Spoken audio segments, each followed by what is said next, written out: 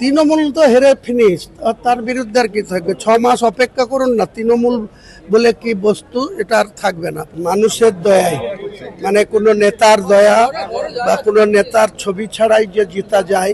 মমতা ব্যানার্জি নিজেই 2021 সালের নির্বাচনে বর্তমান মুখ্যমন্ত্রীর কাছে 1956 ভোটে হেরেছিলেন। তারপরেও তিনাদের ঔদ্ধত্য কমেনি। এই দু জায়গা দিয়ে ভোটে জিতে বিধানসভায় আসার অনুভূতিটা কেমন? খুবই সুন্দর অনুভূতি। রাজনীতিতে সবসময় চ্যালেঞ্জ থাকে। মানুষের কাছে গ্রহণযোগ্যতা প্রমাণ করতে হয়।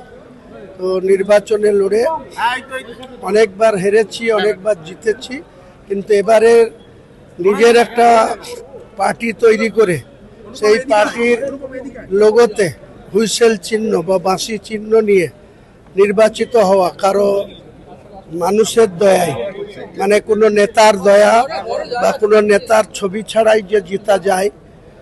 আমি যে দল করতাম তৃণমূল কংগ্রেস, যদিও আমাকে সাসপেন্ড করেছিল, আমি স্বেচ্ছায় দল ছাড়িনি, আমাকে ছাড়িয়ে দেওয়া হয়েছিল। তো সেই দলের একজন নেতা, কলকাতার মেয়র, আরবান ডিপার্টমেন্টের মন্ত্রী ছিলেন, তিনি সবসময় আমাকে উদাহরণ দিতেন যে মমতা বন্দ্যোপাধ্যায়ের ছবি ছাড়া নাকি আমাদের কোনো গ্রহণযোগ্যতা নেই, বা আমরা মানুষের কাছে কোনো গ্রহণযোগ্যতা আমাদের থাকবে না। উনি নিজে যেটা ভাবতেন সেটা আমাদেরকেও ভাবাবার চেষ্টা করতেন। তো তিনাকে যোগ্য জবাব দেওয়া হয়েছে।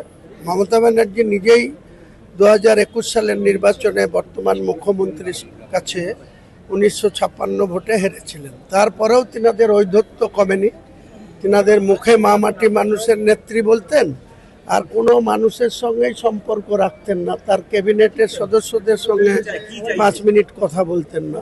আপনি ইন্ডিভিজুয়াল লড়াই করবেন নাকি আপনি বিজেপির সঙ্গে একসঙ্গে লড়াই করবেন? কেন বিজেপির সাথে লড়তে যাব? বিজেপি তো নিজেদের দক্ষতায়, যোগ্যতায় বাংলার মানুষের কাছে 260টি আসন জিতে নিরঙ্কুশ গরিষ্ঠতা লাভ করেছে। তারা তাদের ভালোভাবে রাজ্য চালাবে। আমরা বিরোধী আসনে বসে তাদের যে রাজ্যপাট, সেটা যাতে রাজ্যের মানুষের মঙ্গলে কাজ করে, মানুষের সব রকম মানুষকে নিয়ে কাজ করে, সব মানুষের সব জাতি ধর্ম নির্বিশেষে সর্বস্তরের মানুষকে যাতে পরিষেবা দেয়, সেটাই আমরা এই সরকারের কাছে আশা ব্যক্ত করব। মানে লড়াইটা কি তাহলে তৃণমূলের বিরুদ্ধে না?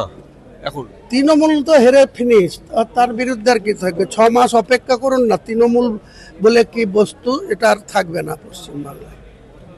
আগামী নির্বাচনগুলোয় দেখবেন তৃণমূলের টিকিট নিয়ে, আর টাকা দিয়ে টিকিট নিত, তো এরপরে আর তৃণমূলের টিকিট নিয়ে কেউ লড়ার নাম করবে না, কেউ লড়তেই যাবে না। নতুন সরকার ভালো কাজ করবে, এটাই আমি আশা ব্যক্ত করব। আর পার্সোনাল যদি বলেন, মমতা বন্দ্যোপাধ্যায়ের প্রতিও যেমন আমার অনেক কৃতজ্ঞতা রয়েছে, বা আগামী দিনেও যতদিন উনি বাঁচবেন থাকবে। কিন্তু ব্যক্তিগতভাবে হুমায়ুন কবির, তার যা বয়স, তার যা পলিটিক্যাল লংজিভিটি, বা তার যে 43 বছরের কেরিয়ার, তো শুভেন্দু অধিকারীর বয়স আমার থেকে অন্তত 6-7 বছরের কম, তো তারও অনেক লম্বা কেরিয়ার।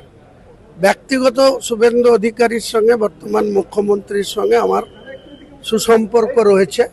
রাজনৈতিক বিরোধিতা থাকবে, বিজেপির বিরোধিতা থাকবে। আমার আমজনতা পার্টির পক্ষে থেকে শ্রীবৃদ্ধি করার জন্য, পার্টিকে শক্তিশালী করার জন্য আমার পদক্ষেপ থাকবে। বাবরি মসজিদ, রাম মন্দির করে ভারতবর্ষের ক্ষমতায় এসছে। বাবরি মসজিদের ইস্যু তুলেছিলাম বলে বাবরি মসজিদের বিরোধিতা করে 207-এ পৌঁছেছে। আবার 29 আর 12 আছে, আর 1 আছে।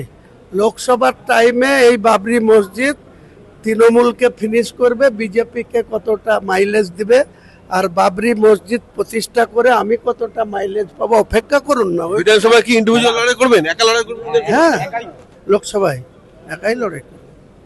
আমি কোনো পার্টির সঙ্গে অনেক তেল মেরেছি। মোহাম্মদ সেলিম, ISF এর নেতা, কংগ্রেসের নেতাদের অনেক বলেছিলাম। তারপরে মিম, তার সঙ্গে তো জোট হয়েছিল। তারা একটা ভিও বা AI ভিডিওকে সামনে রেখে 12 কোটি টাকা খেয়ে নিল। এই ইমরান সোলাঙ্কি বলে স্টেট প্রেসিডেন্ট, ওয়াইসির মতো যোগ্য সম্পন্ন ব্যক্তি সেটাকে যাচাই না করে বলা অনেক সহজ। আমার অভিজ্ঞতা দিয়ে বলছি, ভারতবর্ষের দেশ চালাচ্ছে বিজেপি, 25 বছর ধরে গুজরাট চালাচ্ছে, কখনো আসাম চালাচ্ছে, কখনো উড়িষ্যায় এসছে। মুখে বলা যতটা সহজ, কাজে করে দেখানো অনেক কঠিন আছে। আমি মনে করি শুভেন্দু অধিকারীর নেতৃত্বে যে সরকার ক্ষমতায় আসার জন্য অনেক কিছু বলেছে, শুধু দেখতে থাকুন, তারা মানুষের জন্য কাজ করুক, তাহলে আরো তাদের শক্তিশালী হবে, তারা আরো বেশি। মুখ্যমন্ত্রীর জন্য যারা মিষ্টি এনেছিলেন তাকে দিয়েছেন, খাইয়েছেন? মুখ্যমন্ত্রীকে খাওয়ানোর জন্য বলেছি, ভেতরে বলেওছি। উনি বললেন যে আমি চেম্বারে গিয়ে ডেকে পাঠাবো। দুর্ভাগ্যবশত যখন চেম্বারে ঢুকেছিলেন তখন আমি অন্য কাজে ব্যস্ত ছিলাম, উনি বেরিয়ে গিয়েছেন। যদি আসে ভালো, নালে ওনার যারা লোক আছে তাদের হাতে দিই। আমি তো নিয়ে এসেছি বিখ্যাত ছানা বড়া মুর্শিদাবাদের, আর মনোহারা, দুটোই আমাদের মুর্শিদাবাদে 600 বছর ধরে যারা মুদির এই মিষ্টির ভান্ডার, কালীমাতা মিষ্টান্ন ভান্ডার, এটা অনেক নাম করা মিষ্টি। আমি 7-4 নওদা আর রেজিনগর থেকে কালকে যদি রিজাইন হয়, কারণ স্পিকার তো এখনো বসেননি, কালকে হলে করব। কালকে বোধহয় সম্ভবত হবে না, স্পিকার পরশুদিন বসলে স্পিকারের কাছে তো রিজাইন করতে হয় নিজে হাতে লিখে। হ্যাঁ, তো বাই ইলেকশন হবে। আমি ইলেকশন কমিশনকেও রিকোয়েস্ট করব এবং রাজ্যের মুখ্যমন্ত্রীকেও রিকোয়েস্ট করব। উনি তো আমায় জিজ্ঞেস করলাম, উনি বললো ভবানীপুরটা রাখবো, নন্দীগ্রাম ছাড়বো। তাহলে আমি নওদা রাখছি, রেজিনগর ছাড়ছি। এই দুটো আসনে যাতে আগস্টের মধ্যে বাই ইলেকশনটা হয়। মুখ্যমন্ত্রীর অনেক ভূমিকা থাকে আর ইলেকশন কমিশনকে বলে, কারণ সরকারি কর্মচারীদের পুজোর টাইমে সবারই ছুটি দরকার, সবারই তাদেরকে রিলিফ দিতে হবে।